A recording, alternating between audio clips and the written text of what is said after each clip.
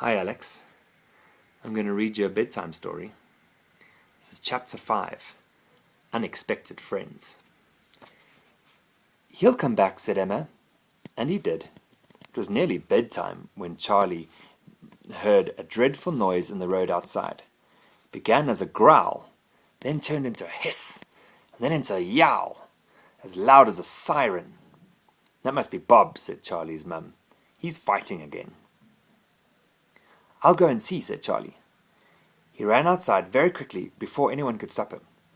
The ginger cat was in the middle of the road, spitting and yelling. His back was hooped, his eyes were huge, his tail fluffed out like a hearth brush.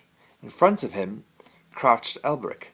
He was lashing his long green tail, and a thin line of smoke blew from his jaws. Emma had run outside as well. "Stop it!" she shouted at Bob. "Stop it!" Charlie shouted at Alberic. The cat and the dragon took no notice of them. Bob was scared, but he was the terror of the old Mill Street, and no one had ever beaten him yet.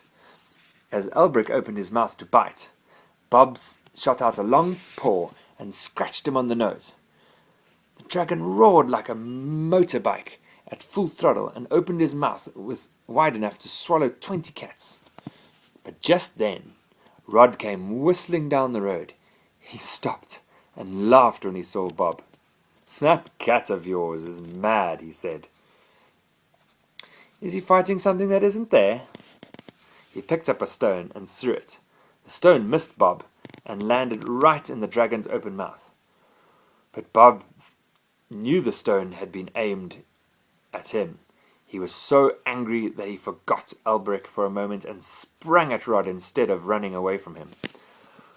Rod yelled with terror and ran away as fast as he could down the road. Bob turned back to the dragon, still yowling. But Alberic only spat out the stone and grinned. "Thanks," he said.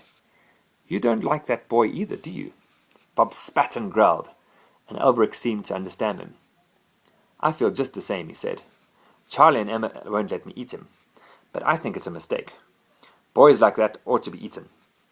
Bob stopped lashing his tail and looked surprised. "They say you live with Emma," said the dragon. "Any friend of Emma's is a friend of mine. We'll teach that rod a lesson one day."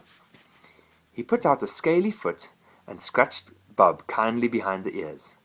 Bob purred and sat down beside him. "You and Bob can talk to each other," said Charlie. "And you can talk to us. Why can't Bob talk to us?" "He does, but you don't understand him. You can understand me because I'm magic. But cats aren't magic. They're just odd." Bob growled. "What's he saying now?" He said, "Cats aren't odd, but everyone else is." Bob gave a sudden yell. Something hard and sharp had hit him. Rod had crept back and was sitting on top of the wall on the other side of the road. He thought he was safe from there. "Yah!" he called. "Don't you chase me again, you horrible old cat." The dragon's red eyes sparkled. He stood up on his hind legs and put out a long, scaly front leg. He took Rod by the back of the trousers and dropped him into the road. "Ow!" yelled Rod. "I've fallen, and I've made a hole in my trousers. Ow, ow!" "Serve you right," said Emma. "That will teach you not to throw stones again." "Go and tell your mum," said Charlie. Bob made a funny noise as Rod ran off. "What's he saying now?" asked Emma. "He says, it's enough to make a cat laugh." He disappeared again quite suddenly, and Bob was purring in the evening sunshine. Mrs. White and Mrs. Thorpe called Charlie and Emma to come back in because it was bedtime. It's also bedtime for you, Alex. So you must lie down in your bed and say goodnight to all your toys. And sleep tight. Daddy loves you. Bye.